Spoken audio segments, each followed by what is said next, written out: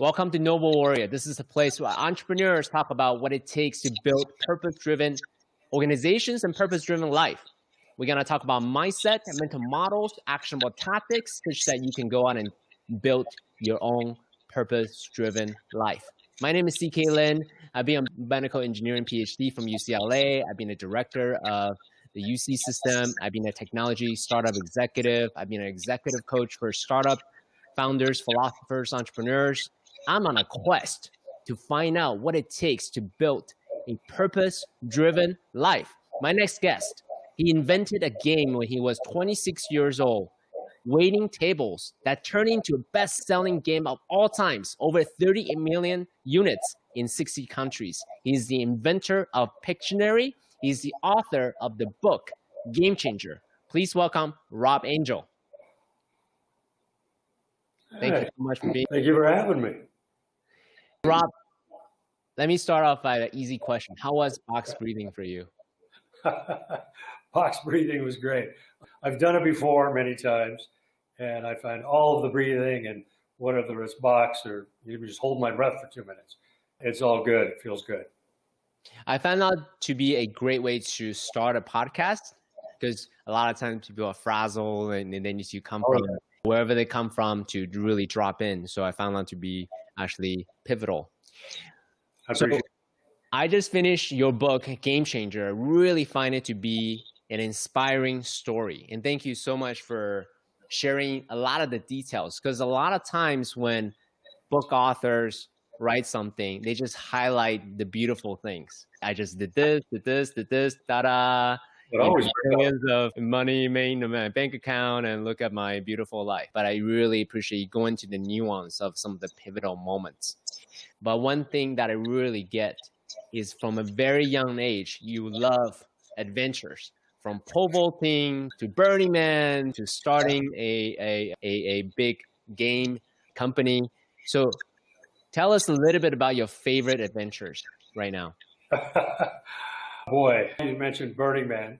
That is one of my new favorite adventures. I actually did even a little mini burn since they're not having it.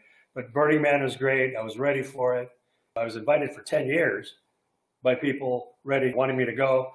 Whatever reason, I wasn't ready, didn't want to go, found excuses. And then 1 year, about 7 years ago, 8 years ago, I ran into a couple and I literally looked at them after knowing them for 3 seconds. I go, I think I'm supposed to go to Burning Man with you. And 6 weeks later, I'm at Burning Man. And it was magical. It was everything I wanted. And at this point, I was everything I needed. And it started out my journey, not only with myself, but with Burning Man. So paint us a picture, right? We're looking at Burning Man through your eyes. Tell us the Burning Man that you love. They're about this big. Yeah, it was everything and more. I saw things in people I'd never seen before. I felt things coming at me that I'd never felt before. I was open to everything. That's one of the things I'd always talk about is being open. And sometimes I am, sometimes I'm not. When I got to Burning Man, I was ready to experience, pretty much everything. And if I didn't want to, I wouldn't. And so it was a little overwhelming, the sights, the sounds, the smells, the vastness of it, the inclusion of it, the ability to be really anything and anyone you want it to be. Because we talk about it in society and they pat you on the head and say, you can do and be anything you want. Society still has norms that you have to conform to. And same thing with Burning Man, but when I was there, it just opened my eyes and my heart and my mind and my ears to what was possible. It just was overwhelming. And it stuck with me. Yeah, so I'm a PhD guy, right? It can be as materialist as you can be. If I couldn't see it, measure it, didn't exist. And then I went to Burning Man. I had a spiritual awakening moment. And to me, Burning Man's a very spiritual experience. What's beautiful about what you said is there's something to say about anything is possible, but there's something to actually see it. Because at Burning Man, all of the social constructs are wiped out, right? They didn't care about what you do or your quote unquote gender or, who you are, your garb. You can create a whole new identity while you're Burning Man. So you can actually experiment with different things and try on different perspectives. And as you said, try on different senses. Is there a specific moment when I mentioned about Burning Man that was a really beautiful, fond memory that you have from Burning Man? Besides losing my bike? You can go there if you want. Yeah, no, it wasn't lost. A lot going on. For some reason, I just keep going back to this one moment, my first burn, and I got lost, which happens, and I'm out in the playa and I'm by myself, which is not that big a deal, but I want to get back to camp, and everything's swirling around me, and it's a whiteout, and I'm just kind of standing there, and I think I've lost everybody. I've lost my tribe. I don't know what to do. They've gone off somewhere. And I started getting nervous, even though I knew I shouldn't be, I was. And so in the middle of a sandstorm, I close my eyes, and I just put my head down, and I take a couple of breaths, and all of a sudden, the word home comes to my mind. And it was this overwhelming feeling of that's where I should be.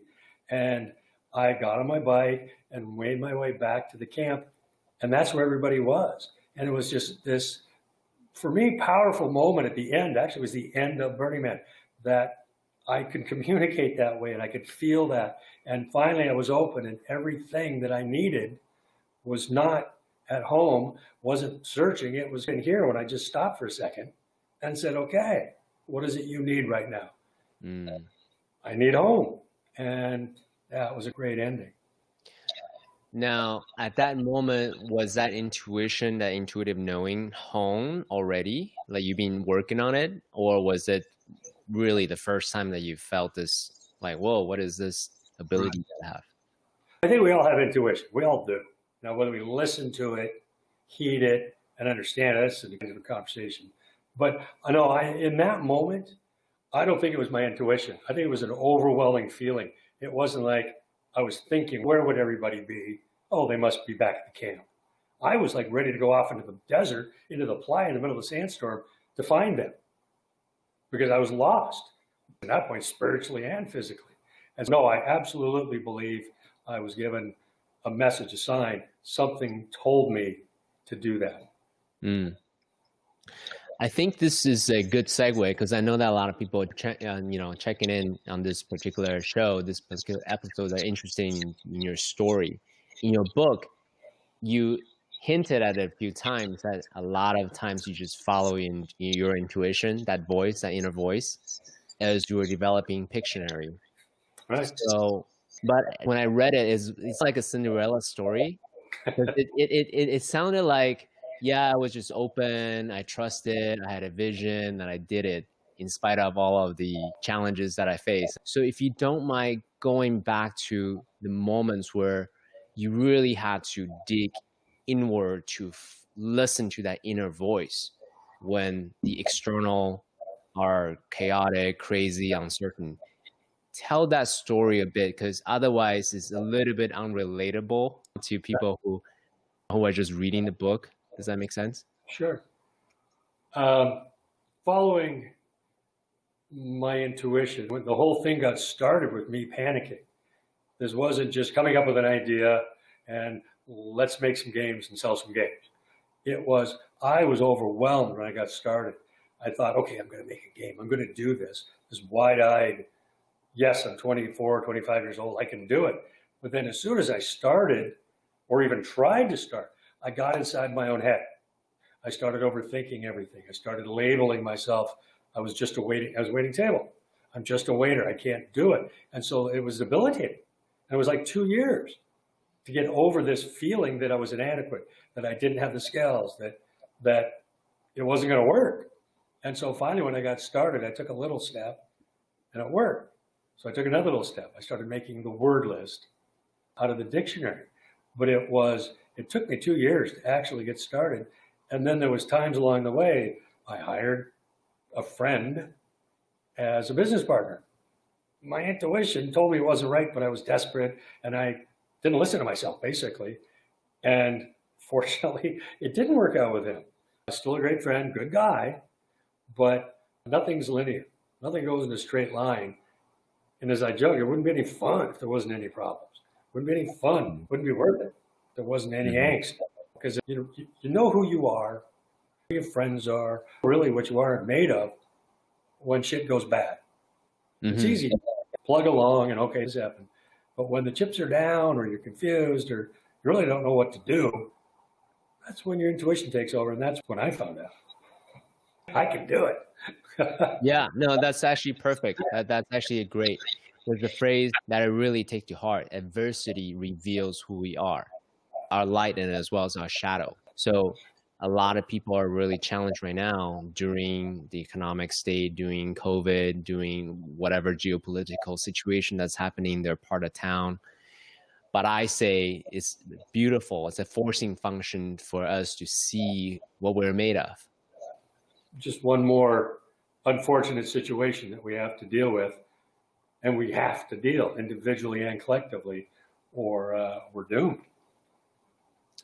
So I appreciate you saying that you essentially, what I heard you say is you chunk it down instead of this big thing that you had to do. You chunk it down to the smallest, the simplest, the easiest micro steps that you could take. And for you, taking that single step of coming up with a word list essentially transcended your identity from a wannabe to someone who was a game inventor. That was the whole thing. When I was overwhelmed, and it was regularly when I got started, I had to break it down, just say, into its smallest step. And that was the word list. That was the easiest and the most accessible first step, because everything I needed was in front of me. Because instead of overthinking, oh my gosh, how do I get started? Pad of paper, dictionary, and a pen right in my house. So I didn't have to overthink that. And also what I did, or I should say didn't do, is I didn't write out all the steps necessary to get from creation to an actual product, because even that would have been too much for me. So instead of even, I broke it down, but I just took that step and I got started. I didn't start thinking of all the other steps because I kept present. I kept my head down. I kept in the moment of making the word list. So I took all these things, went in the backyard, and I opened up the dictionary. And first word on the first page that made sense to me for the game was aardvark. So I wrote down the word aardvark. Now, writing down a word doesn't seem like a big deal, but it was a big deal. Picture I didn't start with an idea. I started with writing down the one word because I was stuck. So I wrote down the word aardvark, and I got excited. I'm literally breaking into a cold sweat. I'm running around the yard. I go, I got started. It took me 2 years to write down that one word. But the switch, as you say, was no longer was I a waiter, because I was waiting tables. A mindset, the mind shift was I was a game inventor. That was the mind shift. It all was writing down that one word. So it took 2 years to get to aardvark. It took about 60 seconds to get to abacus, which was the second word. So it started snowballing. And it's the same thing in life. Once you start trying something, whatever it is, whether it's business or spirituality or whatever, it may take you to get started, but once you do, things start snowballing. Things start accumulating, and it just starts getting easier and easier to keep moving forward. And that's what. Let me actually do a counter argument in a bit. So I'm going to push on that a bit, right? So I love, on this podcast, we love the yin yang sign quite a lot, because I just think this is a beautiful symbol of life, of this polarity we call life. Sure. The yang is all about intentionality, do it, being in action, my idea, sovereignty, manifesting in the world. The yin is about surrendering, flow, just riding the wave, so to speak, right? So what you just share is a very masculine approach, like taking action. And some people on the flip side would say, hey, during those times, you want to be quiet and stable so that you can actually hear the inner voice that we had talked about earlier. Sure. What would you say to that side, of the people who believe that may not necessarily be better to take an action, it may be better to just be still and listen for this inner voice within? I have no problem with either. And the way you're describing it is that it's an intentional listening to your inner voice. Well, I was doing that without knowing it, right? Back then I was 26, 24, and I didn't know what that was. but I had to have been doing it. So there was a lead up to that. It wasn't just one day and I'm going, okay, I'm going to take action. Clearly, it was like the yin and the yang both were working on me for a couple of years. Right. And so, no, I completely agree. And now that I'm a little older, a little wiser, I totally get it. And quite honestly, now I do take a little longer. Now I do go in longer. I do pay attention more to my inner voice. I do pay more attention to what's going on before I start taking action. It is a lot more intentional because, man, I was 26 years old. I had nothing to lose. I got started. If it didn't work, I'd do something else. Both sides are relevant and prevalent in every decision. Because if you don't take action, it doesn't matter. Your kids are in about 26, about that range when you started? Before 26. Okay, great. So knowing what you know now, I'm jumping a bit, but knowing what you know now is what, you're 62? You just had your birthday? Happy birthday. Knowing what you know now at 62, what would you say to your kids, your younger self, who is at their 26, 27-ish, that area? What 3 nuggets of wisdom would you give them? If you can give them just perfectly, hand it to them. Be self-centered. Mm-hmm. I'm speaking words that they would get, but it's self-centered. That word's been hijacked. It means negative. It means you're all about yourself. True, you need to be about yourself. You need to be heart-centered before you can go succeed, before you can go do a lot of other things. Life gets in the way. You still have things to do and responsibilities, but when you're heart-centered, that's when things start to flow. 2, be passionate about what you do. But to get there, I tell them they've got to do a lot of different things.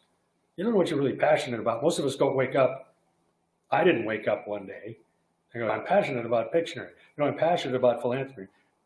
For me, they were just going down, like the aardvark, a lot of different steps to find out what I was passionate about. And it was never just one thing. And so I would tell them to keep going down a lot of different paths to find your passion. And the yang to that is, if it's not working, it's okay to admit it's not working and turn around and go a different direction. Sometimes I see the kids, they push and push to go down a certain path, and that's okay. But at some point, if it's not working, the other advice is do what's making you happy. And if that's not, turn around, try something else. And what was the third? To turn around and try something else. Yeah, one thing that I wanted to drill in on is your passion. And I wanted to unpack that word a bit because passion, a lot of people feel like it's this like fire that's just like you can't distinguish it. It's always there. No amount of external hurricane will actually, extinguish it altogether. What's your definition of passion? Because from reading your book, listening to your podcast, I get a sense that you're really hungry for life. Hence why this desire for adventures, hence why you're not quite retired, just hanging out, playing golf somewhere and just like, I'm done, guys. It's been great. Right? That's not you. So I really feel your passion. Can you go into one? What's your definition of passion? Let's start there. Passion is something that ignites a fire and a feeling within you. And it doesn't come from me. It doesn't just come from, I see a business opportunity and I'm going to be passionate about it. I see a woman I'm going to be passionate about it. It takes a little bit of warm up. It takes a little bit of time. So for me, passion is the igniter for that. And then eventually, for me, passion kind of fades sometimes. There's some days where you don't like your mate. There's some days where your business sucks and you don't want to wake up in the morning. Some days you're not passionate about what you're learning. And so that's okay because that's how it is. But when the passion turns to love, when the passion turns to this feeling inside and out, I mean, passion is excitable, but when it starts becoming part of your DNA and you start loving what you're doing, that's when you keep going. That's when I was standing at the bottom of an escalator at Nordstrom with a pencil for 16 hours a day. My passion was gone. I was tired. I didn't want to do it anymore. but I loved my partners. I loved picture. I loved what I was trying to accomplish. I loved our mission. And so it kept me going. Then that would reignite my passion to go stand at the bottom of the escalator. So passion is all consuming to get started, but you need a little more than that to keep the fires burning. So when you are describing it, what I'm envisioning in my mind is concentric circle. Mm-hmm. And the highest level, or the most superficial level, you have curiosity, and then interest, and then passion, and then love, and then at the core of it, in my mind, is purpose. Mm-hmm. And the more superficial aspect of it is sometimes you may not feel so positive towards this thing that you're doing, but you're on purpose, that you're committed to this love that you have. So if you don't mind going into it a bit, because I would say, would you say Pictionary is accidental, or was it cultivated, that you just cultivate this love for Pictionary? Oh, totally cultivated. I didn't know I was going to love Pictionary, be passionate about Pictionary until a year or two into the process. So doing the word list, was I passionate? No. Was I passionate about the word list? Sure. Was I passionate about Pictionary as a vehicle for my life, or for what I was going to do, I should say? No. But with each passing steps, the word list, then I got partners.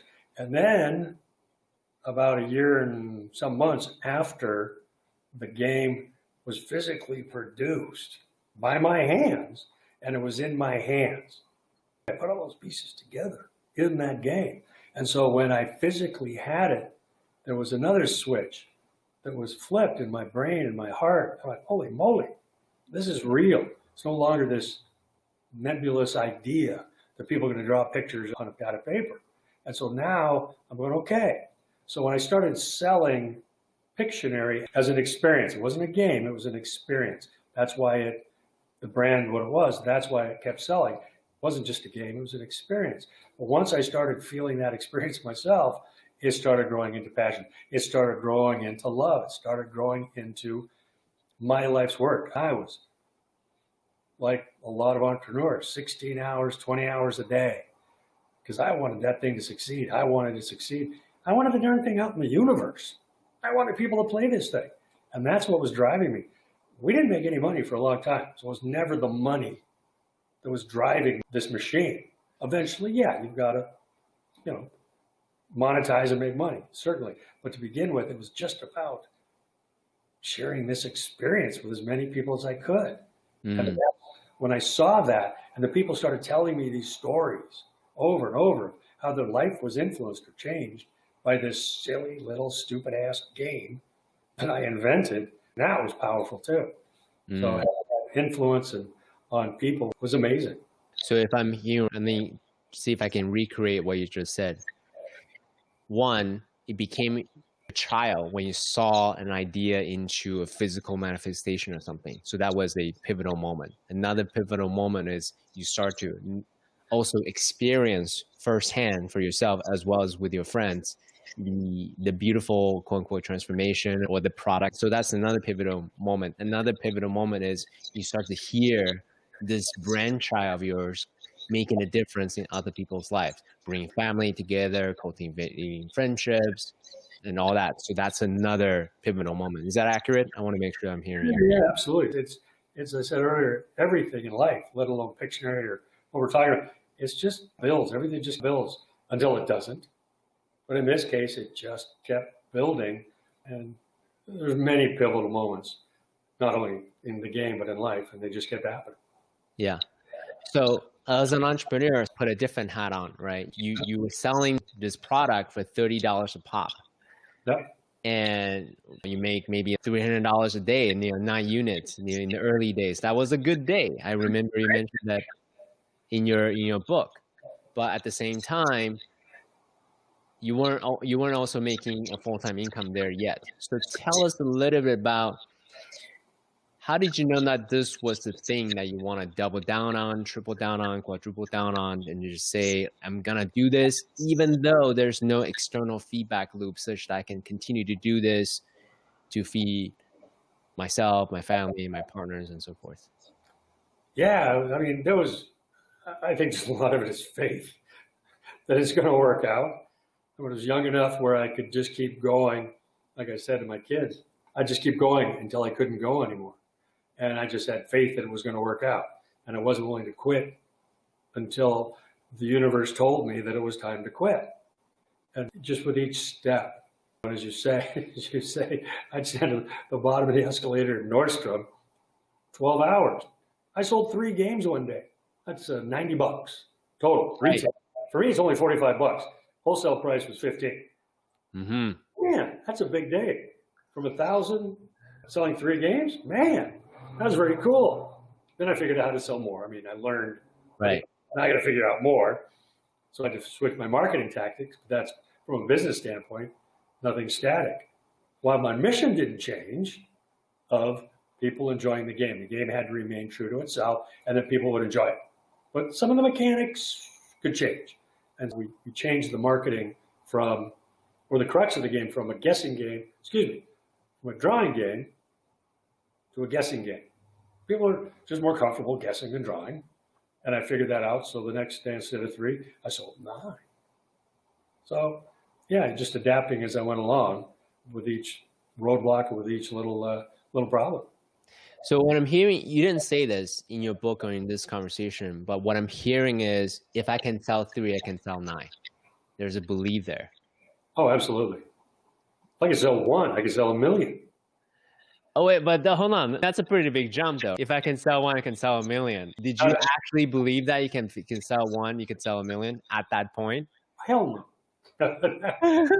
And that moment, man, we only had 1,000 games. At that moment, when I sold 6 the next time, okay, that's going to build now maybe 10. Yeah, incrementally, they were not big numbers. I remember getting an order for 12 games in one order. We sold 38 million when I owned it, but I could remember that 12 game order. Those little numbers, those little sales, the standing at the bottom of the escalator, those were so much fun. To me, those are the best times. The not knowing. Do you looking back at 62, do you miss those early days where you saw the incremental numbers go up? Absolutely. Those are the most fun. I never wanted to be a businessman, a game creator, a marketer, a salesman. That's where my life led. So for about 5 years when we launched, or just before we launched, we were still in that mode of creating and branding and marketing and selling and doing all those things that I loved to do. And those days were magical, absolutely magical. It just nourished my soul. Sometimes it fed my ego, sure, but it fed everything that I loved about this product, this project, my partners, Pictionary. I just couldn't have been more happy, more fulfilled. Mm. Yeah. I want to underline something that you just said. A lot of times, because on this show, we talk a lot about purpose, a lot, passion peripherally as well. A lot of people go around chasing a singular purpose or a singular passion because they feel like they have to go from not knowing to this burning fire, like giant leap, right? But what you just illustrate is you were essentially pulling this thread of curiosity, interest, like it's an escalator approach rather than I gotta find the singular purpose or singular passion in a single bound. Is that correct? What would you say to the people who are looking desperately for that singular purpose or singular passion? What would you say to them? Oh, you're screwed.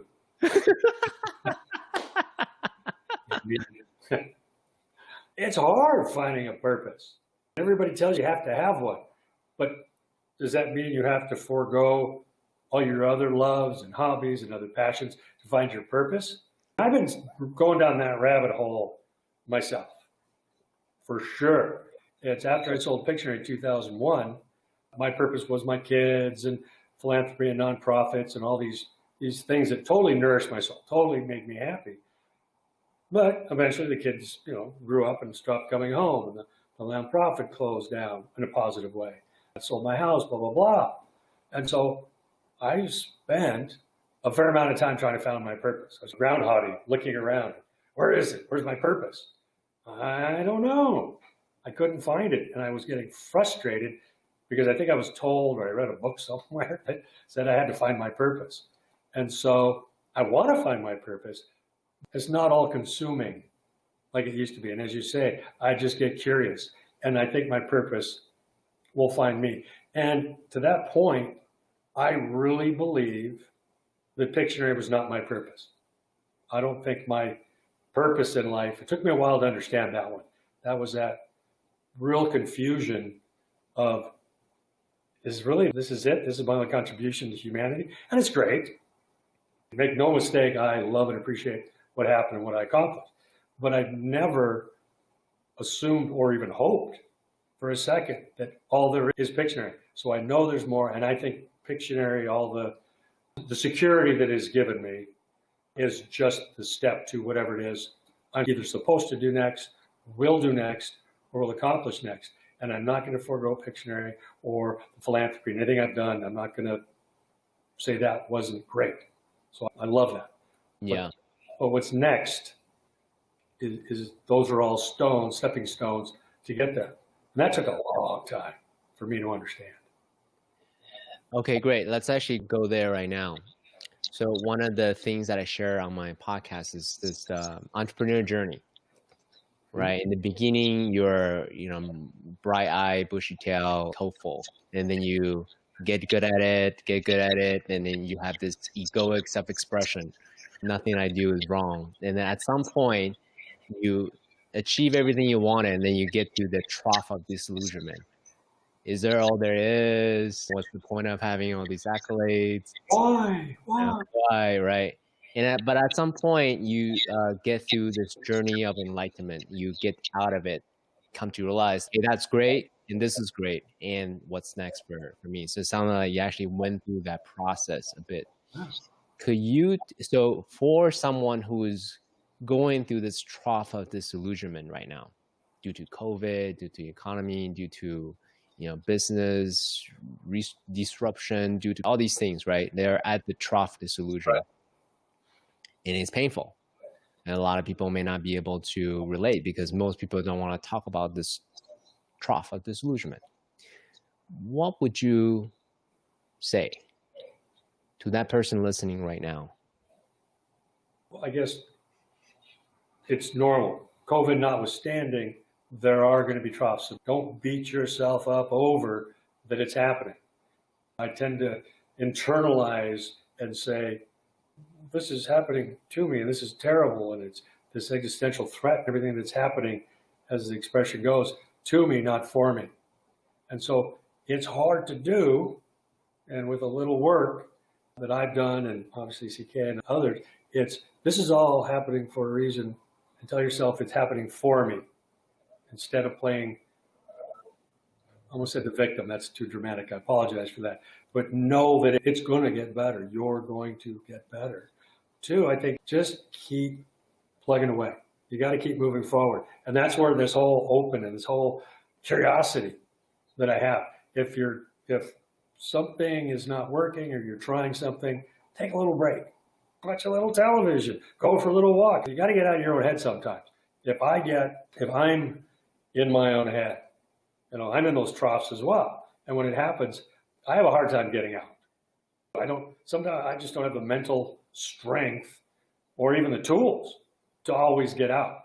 And so when I do, I just have to get away, break it up, even if it's sitting on the couch for a day. Normally you could go for a walk, a bike ride, whatever it works, read a book. Not to stress that it's going to be forever. This is not your life. This is not your life. What do you mean by that? Not your life? Oh, if you're in the trough, right? There's more to life. Lives are peaks and valleys. Oh, I see. This singular thing that you're having trouble with is not the only thing. That's what you mean? When you're in a trough, whether it's just COVID sitting at home or spiritual trough, it's all peaks and valleys. It's all learning. It's all growing. And then when you get to the top, oh, wait a minute. Now you go back down sometimes. So you try to stay up there, let's be honest. But it's managing those peaks and valleys that helps. The middle part, we can do that all day long. It's not only just the valleys. It's if things are going really well, don't get too comfortable. Embrace it, love it, go with it as much hard as fast as you can. But I think you may know in the end, just what goes up comes down. It's just a matter of how far and managing that. And when you're more enlightened, you'll stay up longer. And I'm still working on getting, I'm still working on getting up there and staying up there for a little longer. And I've only been at this for about 7 years, so I'm trying. Bro.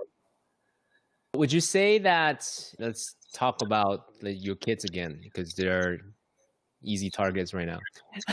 Would you say that they have to go through that trough a few times for them to say, wow, my dad was really wise to tell me the ups and the downs are all part of life. It's all beautiful, all the way up, all the way down, all the way up, all the way down. Do you have kids? I don't have any kids yet. Yeah, I can tell. Why? That was such an intellectual question. for a question that, yeah, good luck on that. Okay. Yeah, I think, yes, long term, definitely. But they could take little bits and pieces. I send them a little podcast periodically or send them a little note. But they, like you and me, we all just do it on our own time. I was 55-ish, something like that, when I decided it was time. I wasn't happy. It was time for me to get started. For my kids, they're 24 and 26. I think they're picking up what I'm putting down. I think they're understanding. But when they start using it and knowing that it's had an influence, who knows? Hopefully not. They won't take that long. Down again. As a parent, you'll see them say something. You'll go, they learned it from me. I mean, it's a big deal. You want to take some credit. Yeah, that was me. That's too, but I do, of course. But it's good to know they're paying attention. Now, whether or not we're not getting into these intellectual conversations about this, about the journey or whatnot, but absolutely they're learning when and how they start their own. We know. So let's talk about that a little bit. I mean, not a parent, so I don't want to get into a theoretical conversation about parenting per se, but so let's focus on the individual. One of the reasons why I love Burning Man or boxing or ice bath or ayahuasca ceremonies is that it's a safe container, but it's very challenging physically, mentally, emotionally, spiritually. Such that truth gets revealed to me, not necessarily externally told by someone else. Because someone else tells me the ego goes against ego. And like, who are you to tell me this? But when I'm in those immersive experience, then I get to realize something about myself. I'm curious to know, for you, given that you're love adventure, love the experience of being alive, how are you using those kind of experiences as a way to discover for yourself your own truth, your own purpose, your own passion, your own self-expression? Right. A lot of it, I'm giving myself permission to explore. Burning Man, when I went, I gave myself permission to go and be out there, take some hallucinogenics, to just be different, to be not even something I'm not, just something I pretty much always wanted to be, or always felt, and did give myself permission to give it a try. And as you say, it's that contained unit of almost security that you can't go too far off the rails. But with each of these experiences, whether it's ayahuasca or mushrooms or Burning Man or going to Bali or whatever, I don't think there's any one thing or experience or teacher or anything that is going to fix everything or get you enlightened or, oh my God, I get it now. Just when you think you get it, they pull the rug out from under you and have you go do it again. Come on. So it's all those experiences that I have, and they don't have to be spiritual. You could just be meeting somebody on the street, for goodness sakes. But they all add up to who you are, who you want to be, what experiences what spirituality you want to have, and what heart-centered person you are and that you're going to let out and be. So they're all just, as I call them, arrows in my quiver to see what's going to happen. And it wouldn't be any fun if I knew anyway. I like the exploring. I don't really want the answer anyway. So using the spiritual journey, these passion or purpose, these are very meta words. Do you mind defining what they mean for you in terms of spiritual journey? Because I know that's something that you're exploring right now. How would you define the word or the phrase spiritual journey for you? I hate the word. You hate it? I hate it. Okay. And when I started my spiritual journey, Okay. I probably didn't start at first because my interpretation of the word spiritual journey was I'm going to find spirit, I'm going to find God, all these things. That's not it at all. So I just call it a journey, a personal journey. Okay. Yeah, it's just a journey. What's the journey? Oh, the journey to be happy, the journey to find out what makes me tick, the journey to be comfortable with myself. There's 100 different journeys, all leading to me. It's all just being happy, just being, how do you that term, all being comfortable in my own skin, and just waking up every day excited and charged and ready to go. It doesn't matter what it is. And so a journey, by definition, a journey, it doesn't end by definition. And so I'm learning to enjoy the journey more, to enjoy all these things. Because again, I don't even say started late, but I get inside my own head still. A lot of work being in there sometimes. And the terminology, what did somebody call it? He calls it frog because he hates the term as well. F-R-O-G. That's how goofy it is, right? F-R-O, frog. Okay. Yeah, I'm going to go frog today. Okay. No, it sounds stupid. It sounds goofy. But it's, for him, it's just easy to go, okay. You don't use any word. So, yeah, any word at all. And when I talk to my friends who aren't trying, I want to use the word enlightened, who are not even interested, I talk about simple things, and their eyes glass over in their head. And so I still talk a little bit, but being around like-minded people helps. And I learn from just this conversation. You're teaching me a lot. And that's fun as well. Thank you. And that's really the purpose of this podcast. Tao Te Ching, Lao Tzu started this phrase. If you can say it, that's not the way. So if you can articulate it, that's not the way. So by no means I'm trying to put a limitation on this thing we call Tao or the way or spirituality, whatever it is. But by talking about it, I think we deepen our understanding of what it is. So to some of my entrepreneur friends, they say to me, hey, CK, you intellectualize this too much. But to me, this is where the juice is. Because I want to make sure that I enjoy this moment and bring back a little bit of the people who are searching for a singular purpose. Yeah. What I'll say to them is, you're actually not looking for a singular word that encompasses your entire being. What you're looking for is a sensibility and an experience. The experience of purpose for you. That's what you're looking for, not necessarily a singular title or phrase. What would you say to that? When you say that, what I just said was when I talk in terms of frog, of the journey, that their eyes glass over. So do you think that you, or do you think they think you or not simplify it, complicate it? Because I totally understand what you said. I completely agree with what you said. But if people aren't wanting to hear from you or me or somebody else, that terminology or that phrase, do you think it's helping? I don't mean that sarcastically. Yeah, no, I appreciate the jostling back and forth because this is where having a conversation. Here's what I'll say. I'm not trying to teach them anything, really. I used to when I was younger, for sure. But I soon learned they don't want to learn from someone who's trying to impose their thoughts on them. I'll just meet them where they're at. If I drop something and they like it and we can actually have a conversation about it, great. If they don't pick it up, great. I'm not going to try to impose my own curiosity on them. I wouldn't think you would at all. Trying to almost dumb down the conversation. But you got to do it. You can't not say something. Yeah, to me, it's a fine balance, right?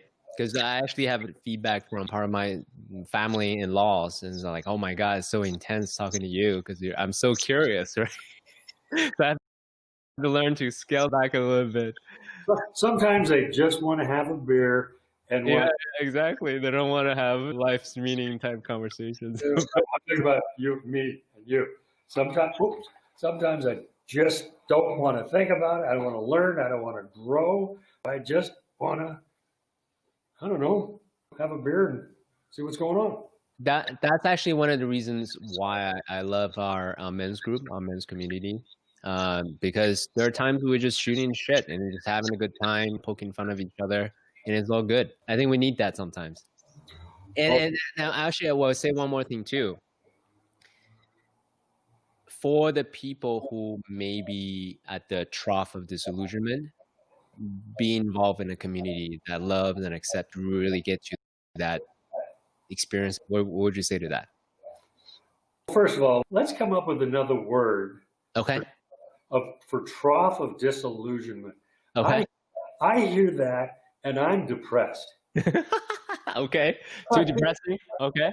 If you say, Rob, when you're in the trough of disillusionment, I'm thinking hell, damn fire, the world came to an end, every volcano just came on top of me, and I'm getting out. Okay. Work on a new term. When shit's not going well. Okay. How's that? Maybe, but here's the challenge that I have there, right? Because for let's say a lot of people that I encounter, their life is actually really good externally. It's right. That pain, soul, that empty, the void, that's where they couldn't fill it by external things. Sure. So it's not necessarily things are not going well. Things are maybe doing really well. They just sold a company or got married, but they didn't quite experience the satisfaction that they want. That's because they started out figuring out what success was, and they articulated it, and they figured out in their own head, but they didn't really mean it. Success is selling my company. Success is getting married. Success is having kids. When you start putting those restrictions, those expectations on your success, I sold the company, then you get back to the now what's. So yeah, so this outward or getting your satisfaction and your self-worth from and success from things outside of you, we both know that's got to go through it, then you got to work past it. Yeah, it's a tunnel with no cheese in the end, from personal experience. So by no means I'm judging. It's just something that I've tried and it's not worth it anymore for me. Yeah, no matter what we're talking and how we're talking, I never ever get the sense, we've had a few conversations on the phone, you don't judge. That's the whole thing, right? You're just speaking your truth. It doesn't change who you are and who you're coming across. And I think that's great. That's clearly why you're doing this as well. Thank you. Yeah. I appreciate that. Let's change conversation a bit. Let's talk about community a bit. So you're someone who loves the experience of being alive. You're someone who loves adventures. You're someone who is very generous. You're someone who is a deep thinker. Where do you find your peer groups? That's a good question. I guess just when I'm out as much as I am, I meet people, and then if one person resonates, then I find out and I see who they're connected to. Like metal, as you said, we're connected to that. I met one, Jeff Waggle, he's like 109. He goes to Burning Man. I mean, this instant connection. Wait, 109 still go to Burning Man? He's like 80. He's 82 or 3. I see. Wow. That's awesome. He's a fabulous human being. That's amazing. Yeah. We camped right near each other last year. And I met him, and he brought me into metal. He said, you should give it a try. And then the peer group, you say, the group of guys, yourself included, amazing sense of community. And so I'm in that group. And then there's other people from high school, even the guys that were at the beginning with Pictionary, getting off the couch just after college, they're still part of my peer group. They're my friends. So I have several different groups. I don't like, I like a lot of different groups. Just keeps me active, keeps me engaged, and keeps me on my toes, that's for sure. Because sometimes the groups are diametrically opposed, all heart-centered, but they just feel and think differently. So that's fun as well, shifting in and out of those. So I want to bring back a little bit to your co-founder dynamics, or your executive dynamics with your two other, I don't know, were they co-founders? In the book, the way it's portrayed, you made it look really simple. I just lucked out. I trusted it just happened. But For most relationships, I don't think that's the case, right? The reality in relationships, everyone goes through the lovey-dovey stage in the honeymoon stage, but everyone also for sure would have conflicts and fights. If you don't mind sharing with us, how did you, what protocols or disciplines or rules that you have such that the co-founders actually fought clean, that you are able to maintain this egolessness with each other rather than ordinary character attacks? Totally ordinary. When I was looking for, looking for partners, I was looking for three things. One, skill sets that I didn't have. Sell, marketing. I don't want to run the business. I don't want to do that. So I needed that. I needed graphic artists. So I needed people that had my skill set, different skill sets too. I needed them to buy into the vision of Pictionary. And that's a big key. They didn't buy into me. They bought into my energy, but then they saw the game and they bought into the vision of what Pictionary was. And three, and the intangible most important, was a sense of shared core values. That was incredibly important. And I knew that when we met. And the word for us was integrity. We had integrity. And so when the shit hit the fan, we knew we had each other's back. And we learned, as you say, very early on in the beginning, Gary, the graphic artist, designed a package. And it was a blue box and it had salmon lettering with the word Pictionary. And okay, that's great.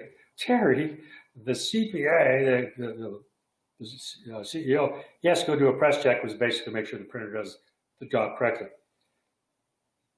The game comes back from the printer and it's not pink anymore, it's white. It's white. Gary goes, the graphic artist goes, he flipped his leg. This was my product. I was the one who did this. I spent weeks and months developing this and you screwed it up, you SOB.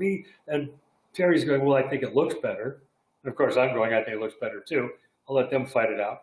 And so they're going at it. It was like crazy how much they're fighting. So finally Terry says, take your fucking ego out of this conversation and look at the product. Is it better or not?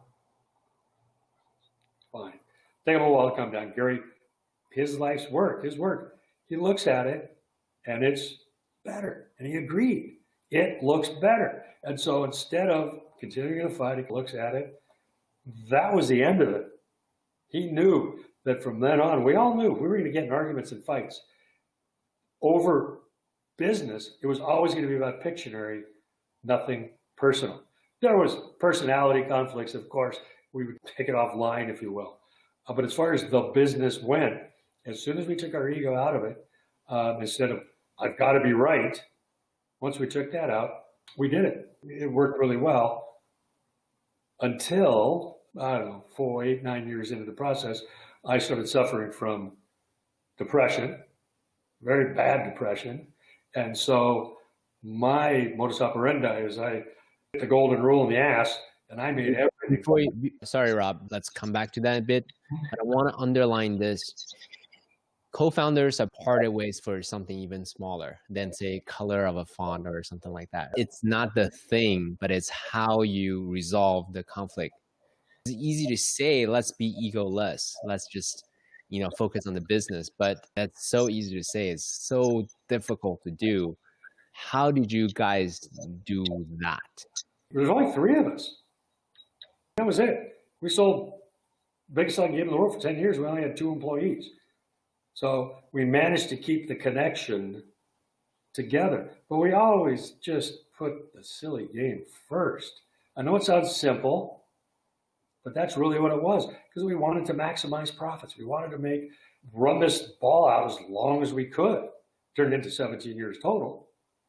And so when those arguments came up, and I'd like to make it all Pollyanna thing, we never got in arguments, and you're an asshole, no, you're an asshole. Of course those happen, but they didn't linger. Once you said your piece, fine. God, you got it out of your chest. It went away. We didn't linger. And there's nothing more liberating, like when you're in a business relationship, a personal relationship, a friendship relationship, when you get in a fight and 6 weeks later, whatever you're fighting about comes up out of left field. Fuck, I hate that.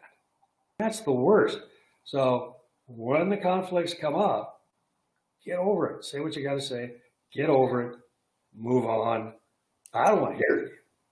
Okay, I don't want to belabor this point a bit, but so are there things so I'll just give you some examples. Did you guys sit in ayahuasca ceremonies together? Did you like actually have boxing fights as a way to just get it out of the way? What are some of the ritualistic things that you did? Or just as simple as say everything you want to say now in 15 minutes, you're permitted to say whatever you want, but after 15 minutes, this conversation's over. Are there things like that as a way to really bring it down to tactical things that you guys did? No. I like now I'm enlightened and look at my eyes, I'm ready to go. I can save the world, I can save myself.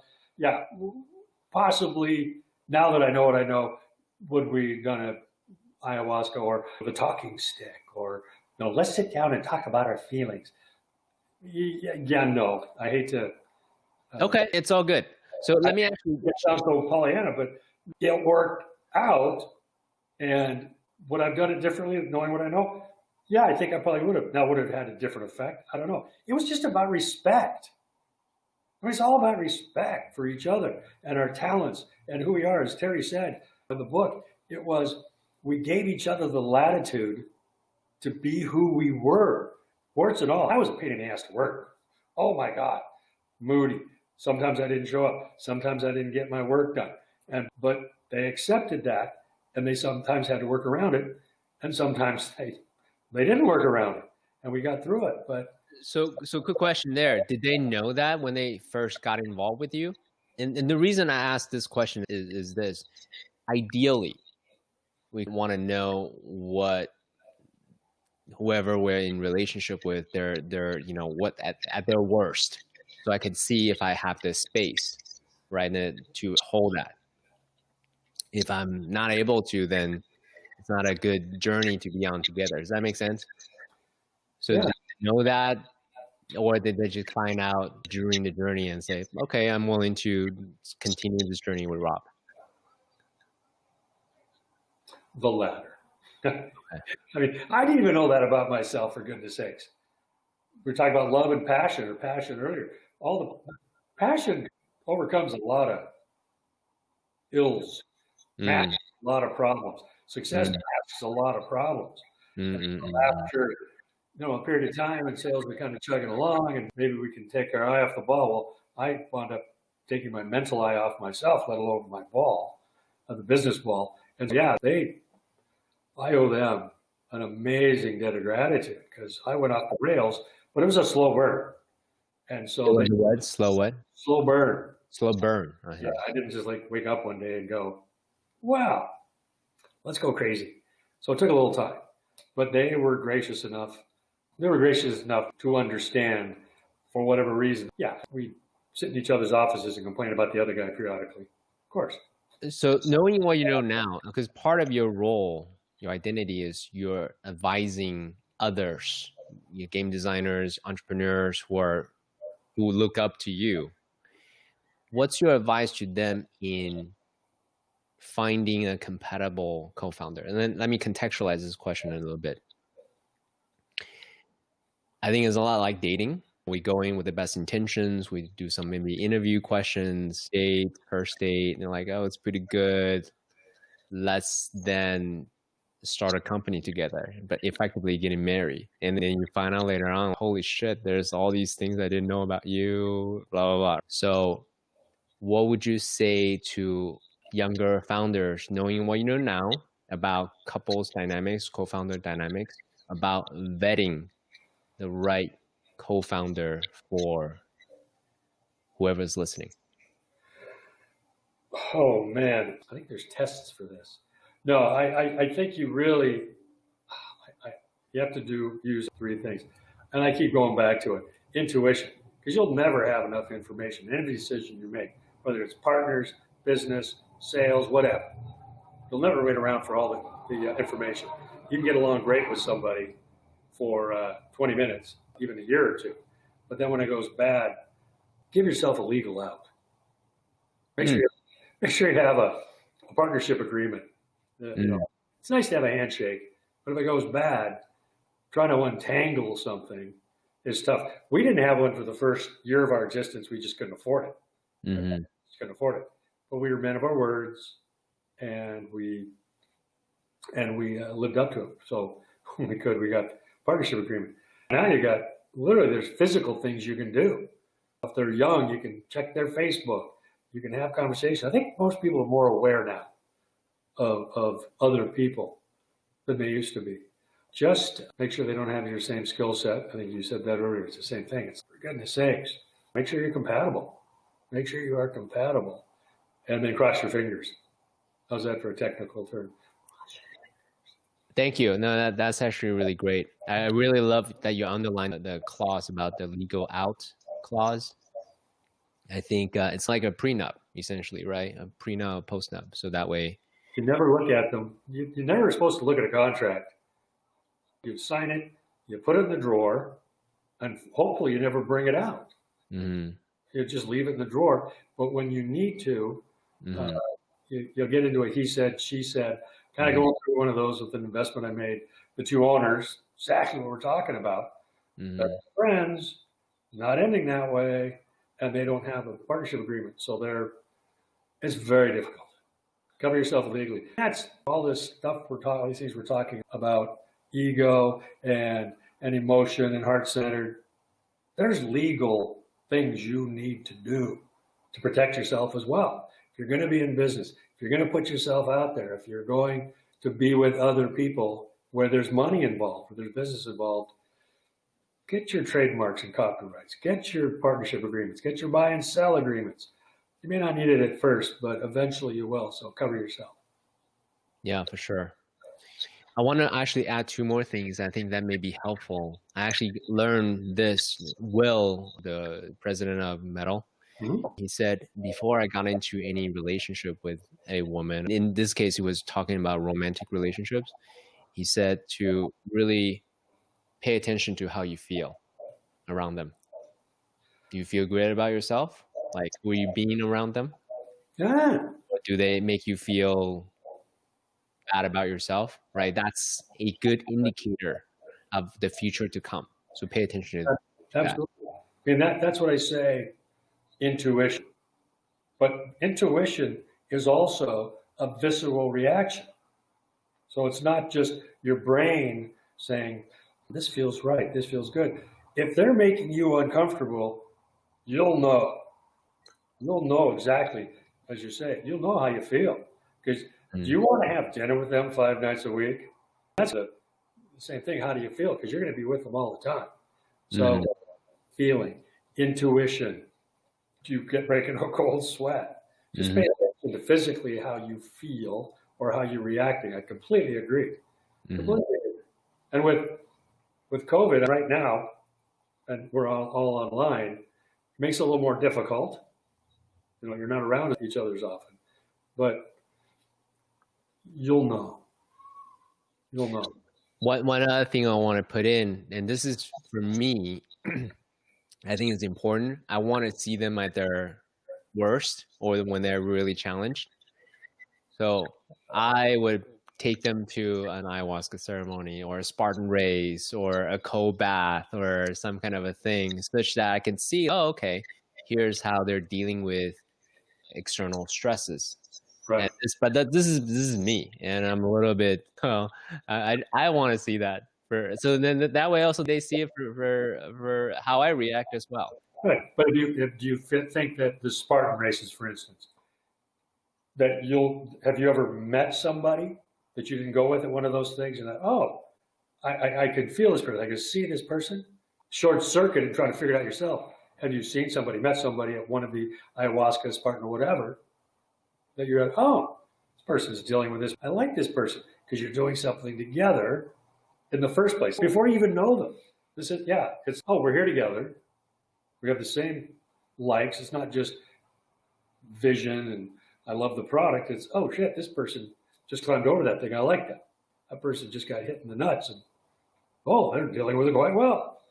So you find yourself meeting people, partners, romantic interest at these things as opposed to manufacturing them. Mm, yeah. It's like a Venn diagram, right? So ideally you want to find someone that hits everything. But at the same time, also, I'm not super attached to what the mechanism may look like. So I appreciate this conversation. Are there other things that you really wanted to talk about that we actually haven't had? We're jumping quite a bit. So are there things that you really want to talk about, Rob? Because I can go on and on about many different things. I want to give you a chance to drive the conversation a bit. Yeah, I guess I want to talk about some of the control, the no's. Everybody said, you got to say yes. So we had several no's that made our business successful. It's easy to say yes. We had 9,000 Pictionary games after our first run. And we're sitting in Seattle, we're in our office, and JCPenney calls. And they want 9,000 games. And so all we had to do was say yes, ship the games, we're sold out, and we're going, okay, this is what we were working for. This is the great idea we were trying to get accomplished. But then we started thinking about it. So what if they don't put the games on the shelf? What if they don't pay us on time? What if they decide to send the games back? We don't have control over that. So it's all about control. And so we said no.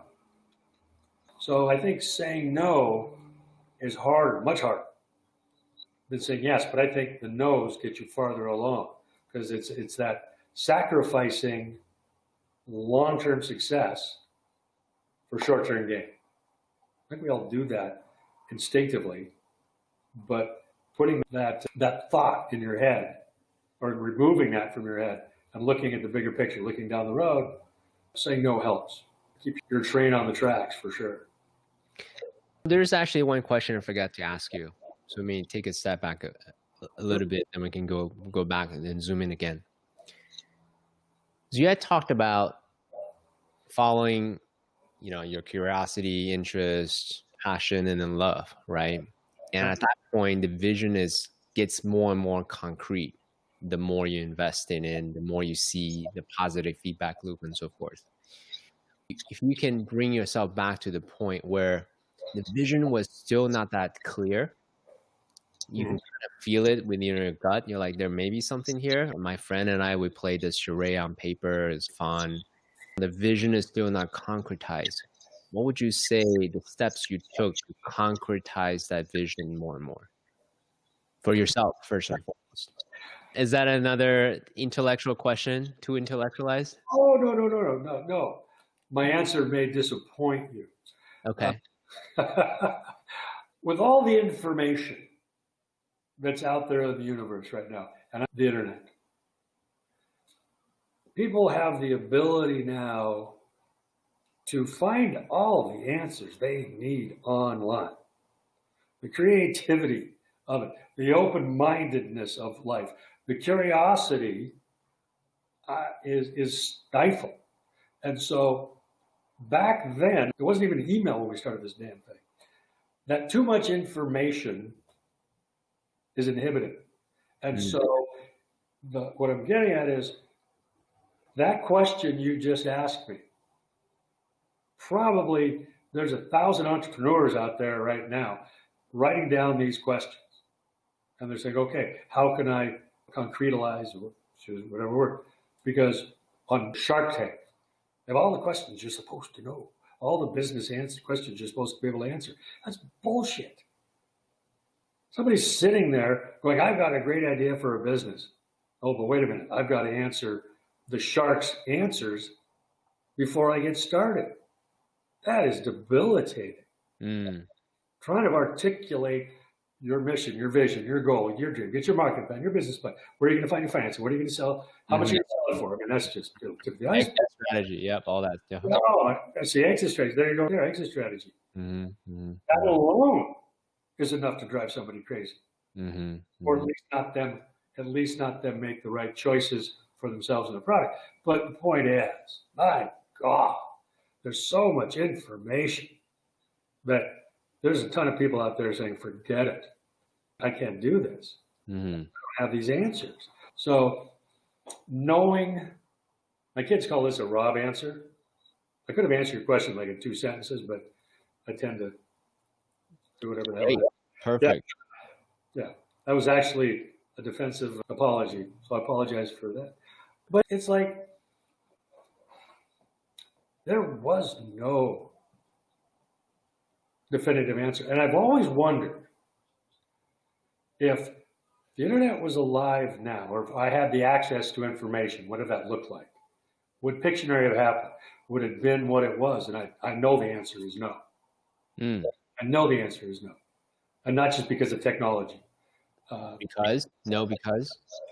No, because I would have overthought every goddamn thing. Just because of the questions you're asking, which, by the way, I love the questions. I love answering the questions.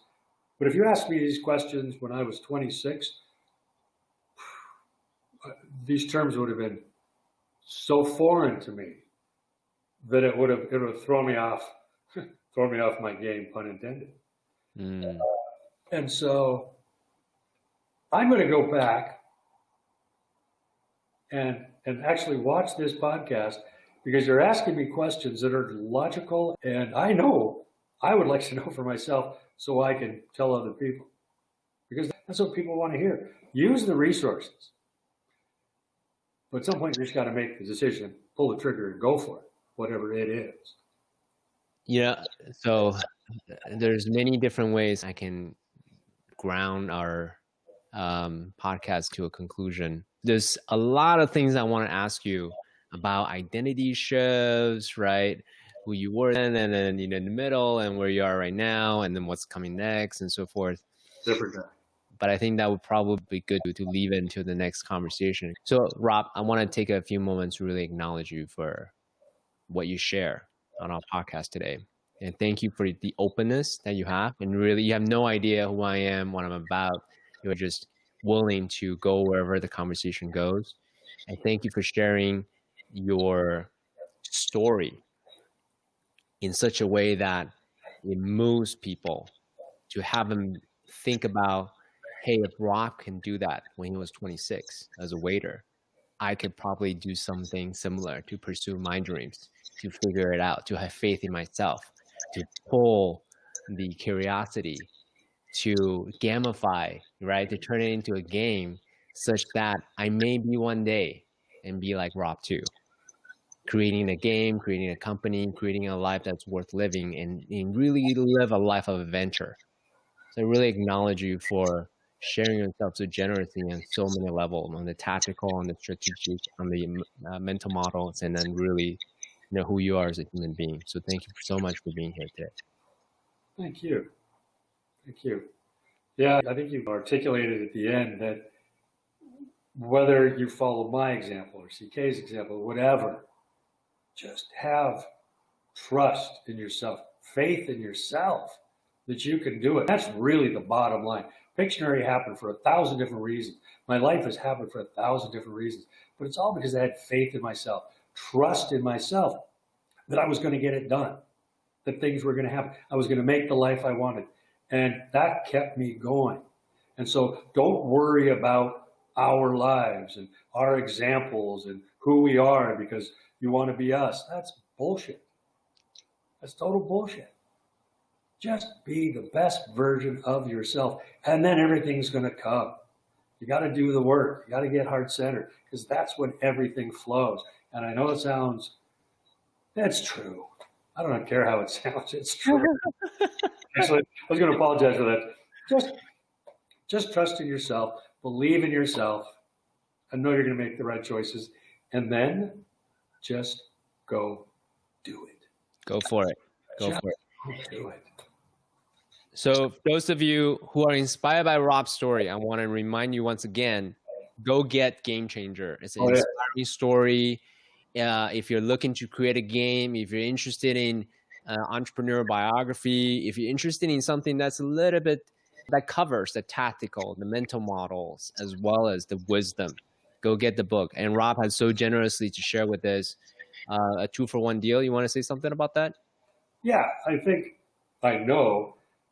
The book is the journey, and I just want to get it out there. I just want people to read it, experience it, So if you go to, I don't know if you're putting it in the chat, but it's robangel.com/double. robangel.com/double. I'll send you 2 books for one. I'm just pretty much giving them away to get them out. You can keep one, give one to anybody you think may need it, may want it. I just want to share the story, share the love, get them out there, and hopefully have an influence through the book. Beautiful. Thank you so much, Rob.